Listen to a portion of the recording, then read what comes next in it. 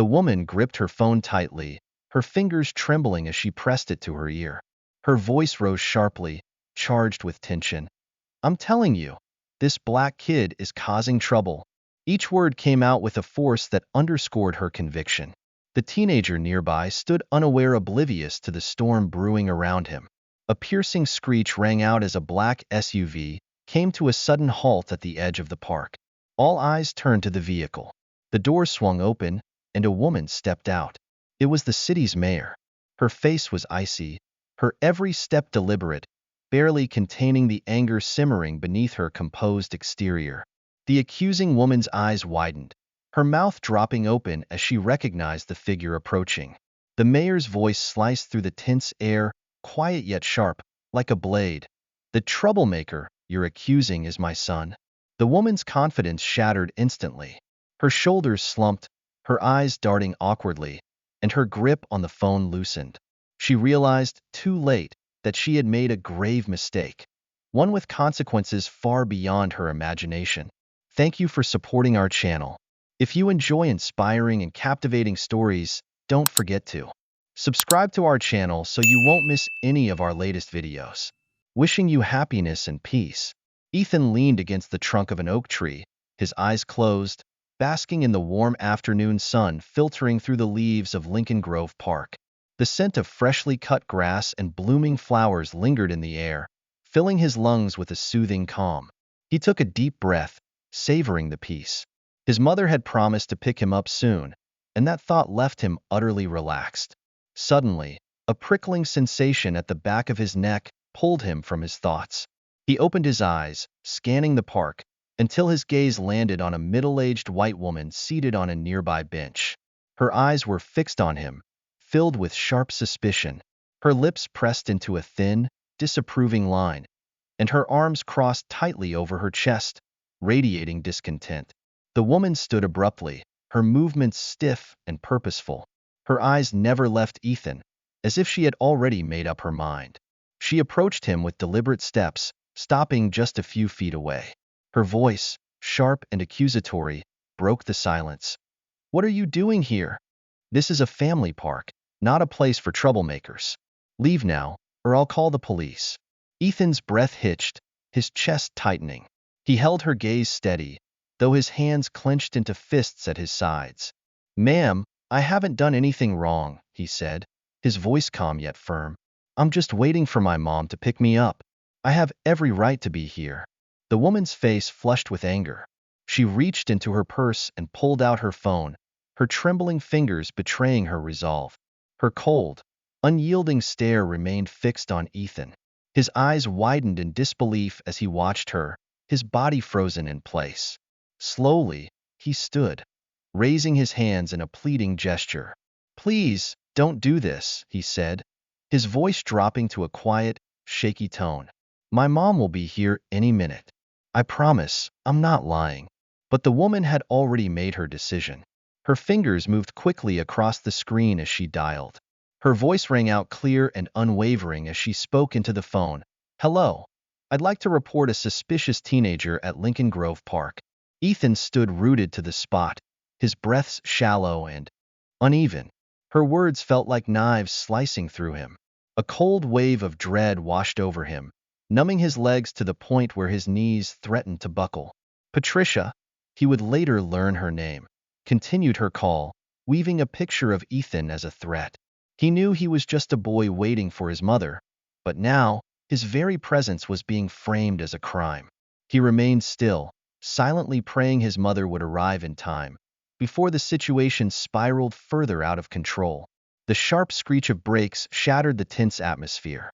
Two police cruisers sped into the park, their red and blue lights flashing wildly. Ethan's back stiffened, and his heart pounded violently in his chest. As the officers stepped out, their expressions serious and calculating, a chill raced down Ethan's spine. He had seen countless videos of similar encounters gone horribly wrong, and now he was the one at the center of it. The officers approached with measured, deliberate steps, their eyes scanning every detail of the surroundings. Ethan stood still, his arms hanging by his sides, but his fingers clenched tightly, almost instinctively. He remembered his mother's words, "Stay calm. Keep your hands where they can see them." "What's going on here?" the taller officer asked, his gaze shifting between Ethan and Linda. Linda stepped forward, her hands trembling slightly, though her voice was rushed and urgent. "This young man has been loitering here for hours. I asked him to leave, but he wouldn't. I'm concerned about everyone's safety." Ethan's hands tightened into fists, his nails digging into his palms. His mouth opened as if to protest, but the second officer raised a hand to stop him. "We'll speak with you in a moment, son," he said, his tone cold and judgmental, as if passing an early verdict. The officers turned back to Linda, nodding as she added more details to her account. Ethan stood motionless, the ground beneath him seeming to shift and slip away. His back felt rigid, his eyes fixed on the officers as their glances occasionally flicked toward him, heavy with suspicion. Finally, the taller officer turned to Ethan. "All right, young man, explain yourself. What are you doing here?" Ethan took a deep breath, his chest rising and falling slowly as he steadied himself. "I'm just waiting for my mom to pick me up," he said, his words carefully enunciated. "I come here often. I wasn't bothering anyone." The officers exchanged glances, as if weighing their next move. "Do you have any ID?" the second officer asked, his hand resting on his belt, ready for the worst. Ethan swallowed hard. "No, sir," he replied, each word feeling heavier than the last. "I'm only 14. I don't have a driver's license." The questioning didn't stop. The officers continued with rapid-fire inquiries, their skeptical tone cutting into Ethan like a blade. A small crowd began to gather, and a few people raised their phones, their cold lenses recording every humiliating moment. A bead of cold sweat rolled down Ethan's back as the thought crossed his mind. This will end up online. The low rumble of an approaching engine suddenly broke the suffocating tension. A sleek black SUV pulled up at the park's entrance, drawing everyone's attention. The car door swung open, and the officers' postures immediately shifted. They stood up straighter, their eyes widening as they recognized the figure stepping out. For the first time since it began, Ethan felt a faint sense of relief. Mayor Margaret Hayes emerged, her steps firm, yet exuding an undercurrent of restrained tension. The crowd fell, silent, save for the faint rustling of the breeze. Her piercing gaze locked onto Ethan, as if shielding him from every danger in the park. "What's going on here?" her voice rang out, each word clear and sharp, slicing through the oppressive silence. The officers immediately straightened, their earlier confidence evaporating. Linda, the woman who had made the call, averted her eyes, her awkward movements betraying her unease. Mayor Hayes surveyed the scene. The police cruisers, the curious crowd, and her son standing stiff as a statue amid the chaos. "I want an explanation as to why my son is being questioned in a public park." The taller officer cleared his throat, his shoulders sagging slightly. "Ma'am, we received a call about a suspicious individual." "Suspicious?" Mayor Hayes interrupted, one brow arching sharply. "What exactly made my son suspicious?" Linda clutched her handbag tightly, stepping forward with small, faltering steps. Her voice grew quieter, trembling as she spoke. "He's been wandering around here for hours." You thought what?" Mayor Hayes's voice remained calm but carried an icy edge. "That a black teenager in a public park must be up to no good?"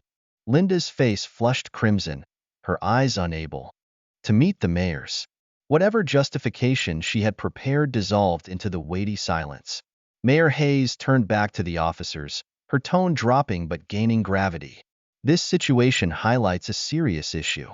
Did you consider the possibility of bias in the call? Did you approach my son with the same presumption of innocence you'd grant any other citizen?" The heavy silence that followed seemed to muffle every sound in the park. Mayor Hayes stepped closer to Ethan, placing a hand gently on his shoulder. The touch was light, but it carried a reassurance that softened his rigid posture. "Are you okay, sweetheart?" she asked, her voice now tender. Ethan nodded, his breathing slowing. "I'm okay, Mom," he replied, his voice steady despite the lingering fear. Mayor Hayes turned to face the crowd, her eyes shining with resolve. Her shoulders straightened slightly as her steady voice rang out. This incident highlights the urgent need for comprehensive anti-bias training for both law enforcement and the community. No child should be treated as a criminal simply for existing in a public space. She turned toward Linda, her gaze as sharp as a blade. I hope this serves as a wake-up call. Your unfounded suspicions could have led to severe consequences. We must confront our own biases and work toward building a community where everyone feels safe and respected. Her words hung in the air, shifting the atmosphere in the park. The officers took a step back, their eyes briefly flickering with guilt. Linda lowered her head, her lips trembling as she muttered an apology she couldn't bring herself to direct at anyone. Mayor Hayes addressed the crowd once more, her voice even firmer. Let this be a lesson. We must do better, and that starts with acknowledging our biases and standing against injustice. She gently placed a hand on Ethan's shoulder and guided him toward the SUV. Her steps were steady, but her watchful eyes remained fixed on her son. Ethan felt a wave of relief mixed with pride washing over him. His mother's intervention hadn't just protected him. It might have sparked the change their community desperately needed. The park fell silent as Mayor Hayes turned back to the growing crowd. A light breeze stirred the stillness, carrying her voice through the air. What we witnessed today, she began, her tone calm yet commanding, is a symptom of a deeper problem in our society: racial bias. The crowd stood motionless, the rustling of leaves the only sound breaking the silence. Too often, we let unfounded fears dictate our actions, leading to devastating consequences for innocent people. Ethan, standing close to his mother, let his shoulders relax slightly, though his eyes stayed focused. He took a deep breath and spoke, his voice trembling at first but growing steadier with each word. I was just sitting here, enjoying a nice day, he said, his gaze meeting the crowd. In a matter of minutes, I went from feeling safe to feeling like a criminal. That's not right. His heartfelt words resonated like a bell tolling through the crowd. Murmurs of agreement rippled, accompanied by nods of understanding. Linda, the woman who had called the police, stepped forward hesitantly. Her head hung low, her face flushed with shame, and her hands twisted nervously. I didn't mean any harm, she stammered. I was just trying to keep the park safe. Mayor Hayes fixed Linda with a piercing stare, her voice steady but heavy with meaning. The point here, she said, is that it doesn't matter whose child it is. Everyone has the right to exist in public spaces without being treated as a criminal. She turned back to the crowd, her voice rising with certainty. This incident makes it clear that we must do more. Today, I'm announcing the implementation of comprehensive anti-bias training for our police force and city employees. Her announcement elicited mixed reactions. Some nodded in approval, while others exchanged skeptical glances. A man near the front called out, "How will this training actually change anything?" Mayor Hayes turned to face him, her expression unwavering. Anti-bias training isn't a magic solution, she said, her tone measured but resolute. But it's an essential first step. It raises awareness and provides our public servants with the tools to recognize and address their biases. This incident is a real-world example of how quickly mistaken assumptions can escalate into dangerous situations. As the crowd continued their heated discussions, Mayor Hayes leaned down toward Ethan. She wrapped her arms gently around him, shielding him from the chaos around them. "I'm so proud of you," she whispered, her voice warm and comforting. "You handled this with more composure than anyone could have expected." Ethan let himself relax, leaning into her embrace. The tension that had gripped his body began to fade, replaced by a quiet sense of relief. "Do you think things will change, Mom?" he asked, his voice soft but earnest. Mayor Hayes looked into her son's eyes, her own filled with determination. "Change is never easy," she replied firmly. "But moments like this can light the spark for real progress. What matters is that we're brave enough to keep the conversation going." As they made their way back to the SUV, the park still buzzed with tension, but something had shifted. The gazes following them were filled with reflection, as if each person was grappling with their own thoughts. This incident had forced the community to confront the stark reality of racial bias, a truth they could no longer ignore. The sun dipped below the horizon, casting a golden glow over Lincoln Grove Park. The long shadows of the trees seemed to etch the memory of the day into the ground itself. Mayor Hayes's words lingered in the minds of those who had witnessed the confrontation, stirring deep reflections on the injustices buried beneath the surface of their society.